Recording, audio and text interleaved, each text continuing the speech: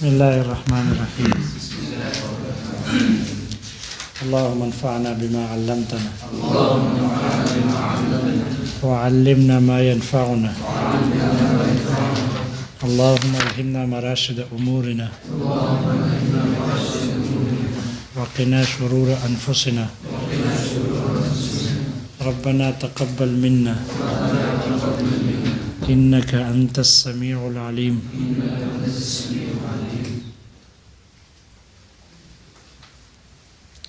عزیمت کی 4 قسمیں: فرض، واجب، سنت اور نفل. فرض اور واجب ہو گئے. تیسری قسم ہے سنت. سنت لغت میں کہتے ہیں مطلق طریقے کو.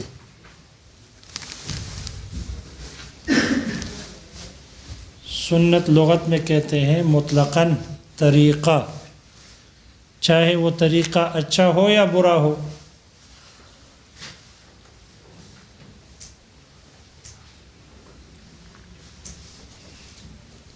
چنانچہ حدیث میں آتا ہے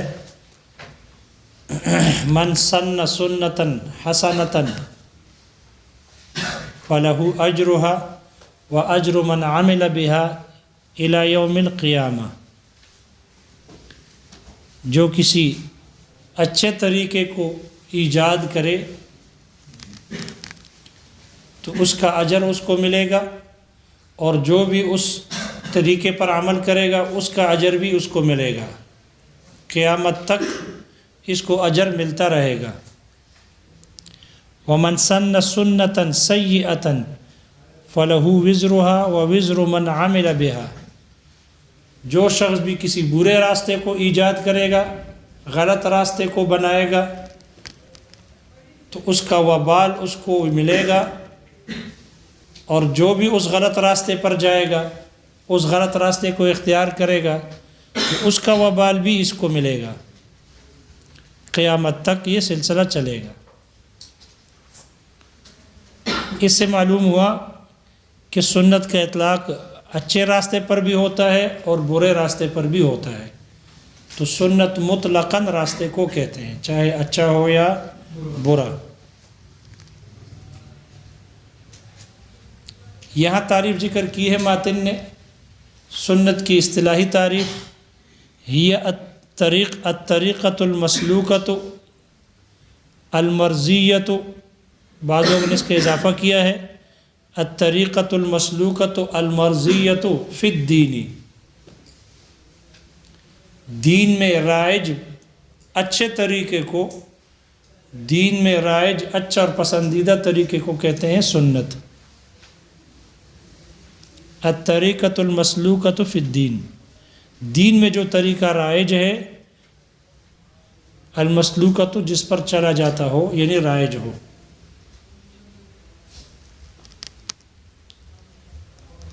چاہے اس کو رائج کیا ہو آپ علیہ الصلوۃ والسلام نے، یا اس کو رائج کیا ہو خلفائے راشدین اور صحابہ نے اس کو رائج کیا ہو.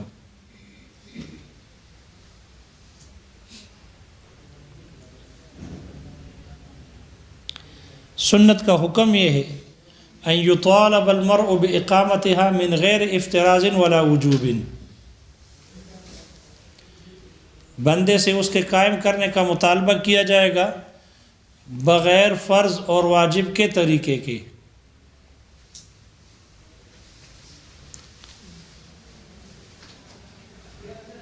شارح کہتے ہیں مصنف نے کہا ان یطالب المرء، تو اس سے نکل گیا، نفل نکل جاتا ہے، اس لیے کہ نفل کا مطالبہ نہیں ہے. آدمی سے اس کے قائم کرنے کا مطالبہ کیا جائے گا، سنت کے قائم کرنے کا یعنی سنت کے زندہ کرنے کا مطالبہ کیا جائے گا. تو اس یطالب کے قید سے نفل نکل گیا، اس لیے کہ اس کا مطالبہ نہیں ہوتا. اور من غیر افتراض ولا وجوب کی قید سے فرض اور واجب نکل جاتا ہے. یہ دونوں نکل جاتے ہیں اس لیے کہ فرض میں فرض کے قائم کرنے کا مطالبہ فرضیت کے طریقے پر ہے، اور واجب کے قائم کرنے کا مطالبہ وجوب کے طریقے پر ہوتا ہے، اور نفل کے قائم اور سنت کے قائم کرنے کا مطالبہ یہ فرض اور واجب کے طریقے پر نہیں۔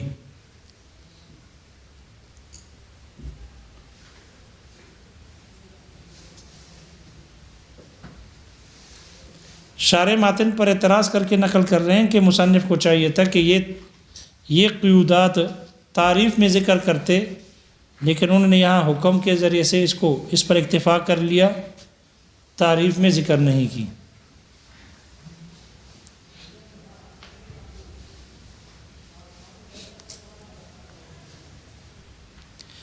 البتہ شارح کہتے ہیں یہاں فقہاء نے فرمایا کہ یہ جو مصنف نے نفل سنت کی تعریف کی ہے اور وہ جو حکم بیان کیا ہے، یہ تو آگے جب سنت کی تقسیم کر رہے ہیں، یہ تو صرف سنت کے مطلق سنت پر نہ تعریف صادق آتی ہے اور نہ یہ حکم، بلکہ سنت کی تقسیم کی سنت کی دو قسمیں ہیں، سنت ہدا اور سنت زوائد۔ تو یہ تعریف جو مصنف نے کی ہے، یہ تعریف سنت ہدا پر صادق آ رہی ہے، اور یہ حکم بھی سنت ہدا کا ہے، مطلق سنت کی تعریف نہیں ہے۔ یہ جو ماتن نے تعریف ذکر کی،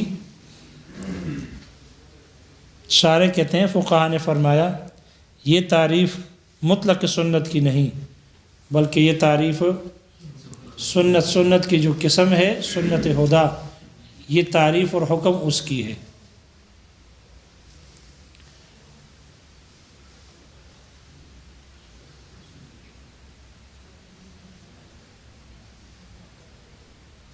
آدمی سے سنت کے قائم کرنے کا، زندہ کرنے کا مطالبہ کیا جاتا ہے، اس لیے کہ اللہ تعالیٰ کا فرمان ہے وَمَا آتَاكُمُ الرَّسُولُ فَخُذُوهُ، جو رسول آپ کو دے اسے لو، وَمَا نَهَاكُمْ عَنْهُ فَانْتَهُوا، اور جس سے روک دے اس سے رک جاؤ، باز آ جاؤ۔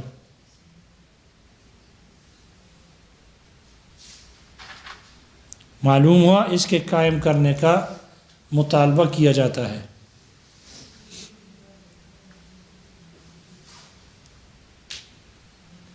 اس میں اختلاف ہے کہ آیا جب مطلقاً سنت کا لفظ ذکر کیا جائے، مطلقاً لفظ سنت کا اطلاق ہو، تو آیا اس کا اطلاق نبی کے طریقے پر ہوتا ہے؟ آیا نبی کے علاوہ پر بھی سنت کا اطلاق کیا جاتا ہے یا نہیں کیا جاتا؟ اس میں اختلاف ہے۔ ہمارے نزدیک جب مطلقاً سنت کا لفظ ذکر کیا جائے اور یہ کہا جائے من السنت کذا، تو اس وقت اس سنت کا اطلاق جیسے نبی علیہ السلام کے طریقے پر ہوتا ہے، ایسا ہی نبی علیہ السلام کے علاوہ صحابہ کے طریقے پر بھی اس کا اطلاق کیا جاتا ہے۔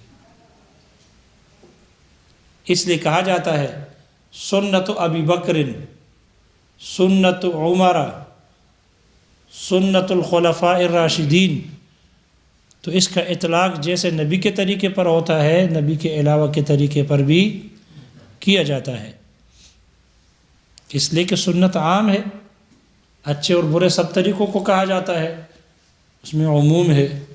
تو جب مطلقاً سنت کا لفظ ذکر کیا جائے تو اس سے نبی اور غیر نبی یعنی صحابہ کے سنت پر اس کا اطلاق کیا جاتا ہے۔ جبکہ امام شافعی رحمہ اللہ فرماتے ہیں کہ نہیں، مطلقاً جب سنت کا لفظ ذکر کیا جائے تو اس سے صرف نبی علیہ السلام ہی کا طریقہ مراد ہوتا ہے، نبی ہی کے طریقے پر اس کا اطلاق کیا جاتا ہے، صحابہ کے طریقے پر اس کا اطلاق نہیں کیا جاتا۔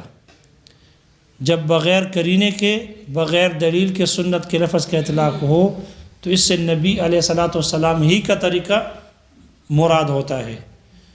جہاں نبی علیہ الصلاۃ والسلام کے علاوہ صحابہ کی طریقہ مراد ہو وہاں قید لگا دی جاتی ہے، وہاں مطلقاً ذکر نہیں کیا جاتا، وہاں قید لگائی جاتی ہے کہ سنت ابی بکر یا سنت الخلفاء راشدین، بغیر قید کے ذکر نہیں کیا جاتا۔ اور وہ استدلال کرتے ہیں حضرت سعید ابن المسیب رحمہ اللہ کبار تابعین میں سے ہیں، ان کے قول سے استدلال کرتے ہیں۔ حضرت سعید ابن المسیب رحمہ اللہ انہوں نے فرمایا کہ دیت کا ایک مسئلہ ہے، دیت کا. ویسے دیت کے مسئلے میں عورت مرد کے مقابلے میں عورت کی دیت آدھی ہوتی ہے، لیکن جب دیت ثلث سے کم ہو، ثلث نہ ہو، ایک ثلث سے کم دیت میں دیت عورت کی دیت مرد کی دیت کے برابر ہوگی. عورت کی دیت مرد کی دیت کے برابر ہوگی. اب یہ ہاتھ کی انگلیاں ہیں، ایک اگر کوئی آدمی کسی کے ایک ہاتھ کی انگلیاں ساری انگلیاں کاٹ دے تو نصف دیت ہے، اور دوسرے ہاتھ کی انگلیاں کاٹ دے کامل دیت ہے. لہذا یہ 5 انگلیاں نصف دیت ہے. تو ایک انگلی میں کتنے دیت ہو گئی؟ عشر، کیونکہ 10 انگلیاں ہیں نا، کامل دیت ہے، چاہے ہاتھ کی ہو یا پیر کی ہو. ایک انگلی اگر کاٹ دے تو عشر دیت ہے. اب اگر 5 انگلیاں نصف دیت ہے تو 3 انگلیاں کتنی ہو جائے گی؟ ثلث پورے ہوں گی؟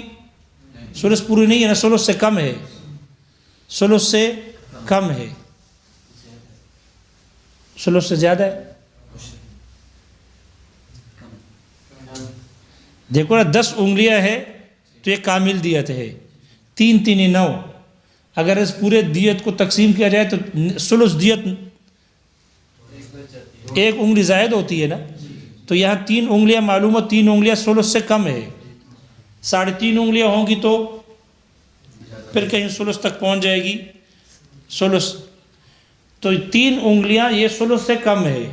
لہذا اگر کوئی آدمی کسی کی 3 انگلیاں کاٹ دے، کسی عورت کی، مرد کی یا عورت کی، تو یہ ثلث، یہ دیت ثلث سے کم پڑ رہی ہے.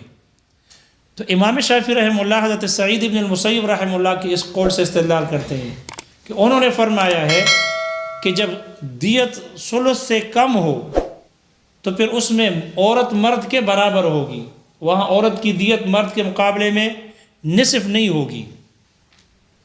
ہاں، جب دیت ثلث ہو جائے، ثلث اور ثلث سے زیادہ ہو، تو اس میں پھر عورت کی مقابلے میں، مرد کے مقابلے میں عورت کی دیت کو آدھا کیا جائے گا، پھر عورت کی دیت آدھی ہوگی. لیکن ثلث سے کم میں عورت مرد کے برابر ہوگی اس کی دیت. سعید ابن المسیب رحمہ اللہ نے یہ مسئلہ بیان کیا اور فرمایا کہ وَهُوَ السُّنَّةُ، اور یہی سنت ہے، اور یہی سنت ہے. اور مراد اس سے سنت سے مراد سنت نبی مراد لیا ہے کہ اس سنت سے مراد آپ علیہ الصلوۃ والسلام کی سنت ہے. یہ ثلث سے کم میں عورت مرد کے برابر، یہ ہدایہ کے حوالے سے نقل کیا ہے. محشی نے کہا کہ ہدایہ میں اسی طرح ہے.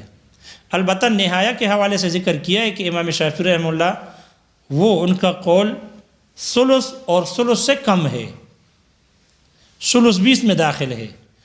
ثلث اور ثلث سے کم اس میں عورت مرد کے برابر ہے، اور اگر ثلث سے زیادہ ہو تو پھر عورت کی دیت مرد کے مقابلے میں آدھی ہوگی. 2 قول ہو گئے ان کے. ایک قول کے مطابق صاحب ہدایہ کے قول کے مطابق امام شافعی رحمہ اللہ کے نزدیک ثلث سے کم ہوگا تو اس میں عورت مرد کے برابر ہوگی، اس کی دیت آدھی نہیں ہوگی. اور ثلث سے زیادہ ہوگا تو پھر وہ عورت کی دیت مرد کے مقابلے میں آدھی ہوتی ہے. جبکہ صاحب نہایہ کے حوالے سے انہوں نے ذکر کیا ہے کہ نہایہ میں شافعی رحمہ اللہ کا یہ قول ذکر ہے. وہ فرماتے ہیں کہ ثلث اور ثلث سے کم اس میں عورت کی دیت مرد کے مقابلے میں برابر ہوگی، اس کو آدھا نہیں کیا جائے گا. جبکہ ثلث سے بڑھ کر ہو، زیادہ ہو، تو پھر عورت کی دیت آدھی ہوگی مرد کے مقابلے میں. تو اس سے استدلال کرتے ہیں امام شافعی رحمہ اللہ، اور وہ فرماتے ہیں کہ دیکھو حضرت سعید ابن المسیب رحمہ اللہ نے یہی فرمایا وَهُوَ السُّنَّةُ، اور مراد سنت نبی مراد لی ہے صلی اللہ علیہ وسلم. لہذا معلوم ہوا کہ جب سنت کا اطلاق مطلقاً ذکر ہو، مطلقاً سنت کا لفظ ذکر کیا جائے بغیر کسی قرینے کے، تو اس سے مراد سنت نبی ہی ہوتی ہے، اس سے مراد صحابہ کی سنت مراد نہیں ہے. ہاں، جہاں کہیں غیر نبی کی سنت مراد لی جاتی ہے تو پھر وہاں صراحت کی جاتی ہے، کہا جاتا ہے سنت الشیخین، یا کہا جاتا ہے سنت ابی بکر وغیرہ، یہ کہا جاتا ہے. لیکن ہمارے نزدیک سنت چونکہ عام ہے، من سن سنتاً حسنتاً ومن سن سنتاً سیئتاً، اس روایت سے عموم معلوم ہو گیا، لہذا سنت جب مطلقاً ذکر ہو تو اس کے اطلاق سنت نبی پر بھی ہوتا ہے اور سنت صحابہ پر بھی اس کا اطلاق کیا جاتا ہے۔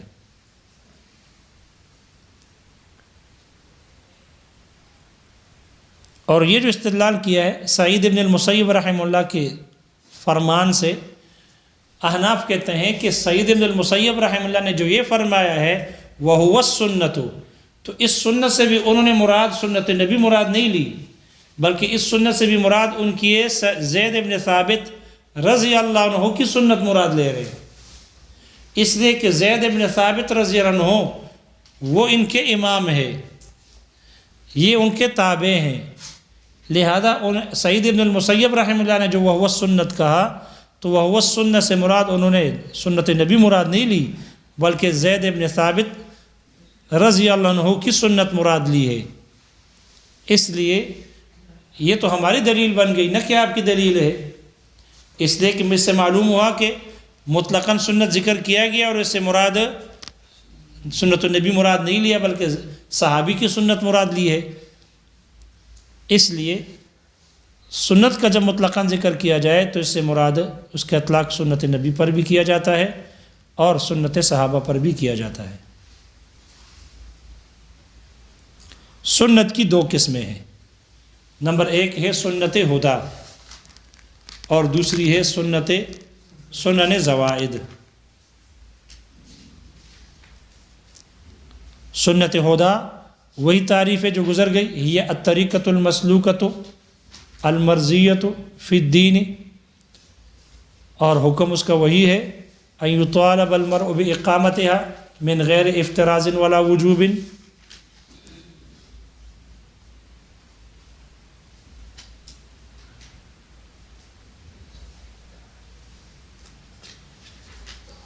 سنت ہدا کے تارک جو سنت ہدا کو چھوڑے تو یستوجب اساءۃً، وہ اساءت کا مستحق ٹھہرتا ہے، برائی کا مستحق ٹھہرتا ہے، یعنی لوم اور عتاب کا مستحق ہوتا ہے۔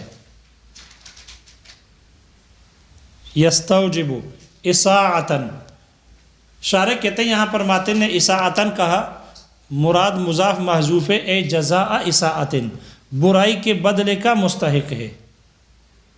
اور یا کبھی برائی پر برائی کا اطلاق بھی کیا جاتا ہے، جیسے کہ کتاب اللہ میں ہے وَجَزَاءُ سَيِّئَةٍ سَيِّئَةٌ مِثْلُهَا، برائی کا بدلہ برائی ہے، اسی جیسے برائی ہے، تو بدلے پر بھی برائی کا اطلاق کیا جاتا ہے، برائی کے مقابلے میں اس کو ذکر کیا جاتا ہے۔ اس لیے یہاں پر بھی مصنف نے مضاف کے بغیر اس کو ذکر کیا وَيَسْتَوْجِبُ إِسَاءَةً، کہ وہ برائی کا مستحق ہے، یعنی برائی کے بدلے کا مستحق ہے، اور وہ ہے لوم اور عتاب۔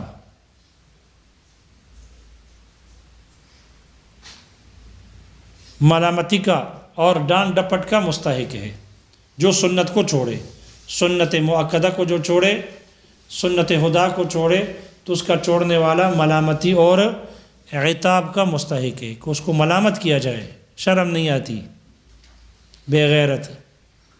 دینی مدرسے کا طالب علم، علوم شرعیہ طالب علم ہو کر بھی سنت کو چھوڑتے ہیں، یہ ہے ملامت کرنا، ڈانٹ ڈپٹ پلانا، ڈنڈا اٹھانا، وہ پھر وجوب میں جائے گا، فرض میں جائے گا، پٹائی وہ اس میں ہوتی ہے۔ اس کی مثال دے رہے ہیں جیسے کہ کل جماعتی، جیسے جماعت کی نماز، یہاں تو بس صرف قتل باقی ہے، صرف قتل باقی ہے کہ قتل نہیں کیا جاتا، باقی تو کل جماعتی والاذان والاقامت، جیسے اذان ہے، جماعت کی نماز ہے اور اقامت ہے، یہ سنت مؤکدہ ہے، قریب الی الواجب، سنت مؤکدہ قریب الی الواجب۔ لہذا چونکہ یہ سب کے سب جماعت کے ساتھ نماز پڑھنا، اذان دینا اور اقامت کرنا، یہ چونکہ دین کے شعائر علامتوں میں سے ہے، اسلام کے نشانیوں میں سے ہے، اس لیے یہ سنت مؤکدہ ہے، اس کے قائم کرنے کا مطالبہ ہے، لیکن من غیر افتراض ولا وجوب، من غیر افتراض ولا وجوب۔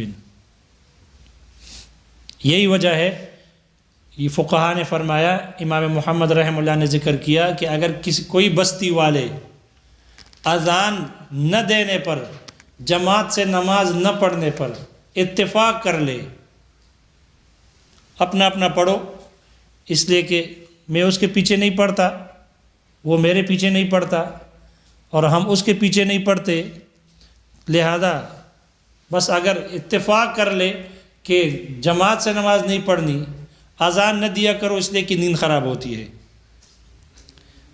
تو اقامت وغیرہ ان چیزوں کے چھوڑنے پر اگر اصرار کر لے اور اذان وغیرہ نہ دے، جماعت سے نماز نہ پڑھے، تو فقہا نے لکھا ہے، امام محمد رحمہ اللہ نے لکھا ہے کہ اگر اس پر اصرار کر لے تو ان کو تنبیہ کی جائے گی، یعنی ان کو حکم دیا جائے گا کہ اذان، نماز اور اقامت کو قائم کیا جائے۔ اگر وہ اصرار کر لے، قائم نہ کرے، یقاتل بالسلاح، تو اسلحے کے ساتھ ان کے خلاف قتال کیا جائے گا۔ دیکھو نا، ریاض اللہ صاحب کا مضراب آ گیا نہیں آیا؟ گولی تو نہیں مارتے نا، ہاں کہ قتال کا حکم ہے۔ یقاتل بالسلاح، امام محمد رحمہ اللہ فرماتے ہیں یقاتل بالسلاح، لیکن من جانب الامام، من جانب الامام، یہ نہیں کہ ہر کوئی اپنا چودھری وہ ہو اور چودھری اور وڈیرا بن کر وہ خود ہی قانون نافذ کرے، ایسا نہیں ہے۔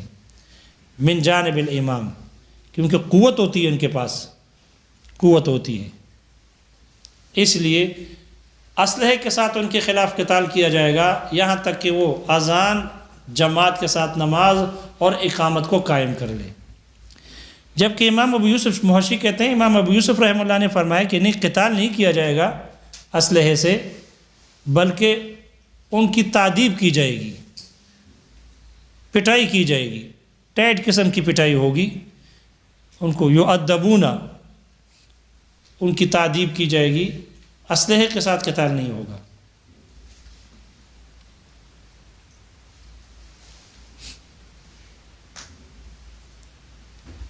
اس لیے کہ قتال ان کے ساتھ ہوتا ہے جو فرض اور واجب کو چھوڑے، اور فرض اور واجب کو چھوڑ کر اس پر اصرار کرے، فرض واجب کے چھوڑنے پر اصرار کرے تو پھر اس کے خلاف، ان کے خلاف قتال ہوگا۔ لہذا فرض واجب اور سنت کے درمیان فرق ہونا چاہیے۔ اگر فرض کے چھوڑنے پر، واجب کے چھوڑنے پر بھی قتال ہو اور سنت کے چھوڑنے پر بھی قتال ہو تو پھر احکام شرعیہ کا آپس میں فرق ظاہر نہیں ہوگا، حالانکہ احکام شرعیہ کے آپس میں فرق ہے ان میں۔ شارح کہتے ہیں کہ سنت مؤکدہ کے بارے میں بہت ساری احادیث آئی ہیں، اتنی احادیث آئی ہیں کہ شمار نہیں، یعنی بہت زیادہ احادیث اور آثار منقولے آئی ہوئی ہے۔ یہ ہے سنت ہدا۔ دوسری قسم ہے سنت زوائد۔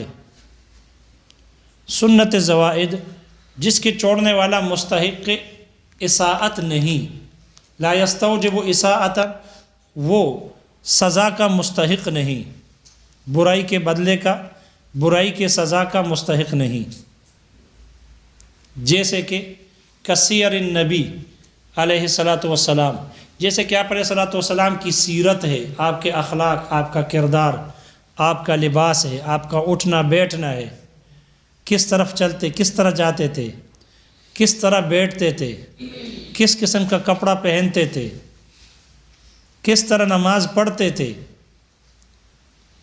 تو یہ سب ہے سنت زوائد میں سے ہے۔ اس لیے کہ یہ تمام افعال جو آپ سے صادر ہوتے تھے، یہ علی وجہ العادت صادر ہوتے تھے، نہ کہ علی وجہ العبادت۔ سنت ہدا جو آپ سے، آپ علیہ الصلوۃ والسلام کے وہ افعال آپ سے صادر ہوتے تو وہ علی وجہ العبادت والقربت ہوتے، ثواب حاصل کرنے کے لیے اور عبادت کے طریقے پر صادر ہوتے، لیکن جو سنت زوائد ہے یہ علی وجہ العادت صادر ہوتے تھے۔ اس لیے یہ سنت زوائد ہے۔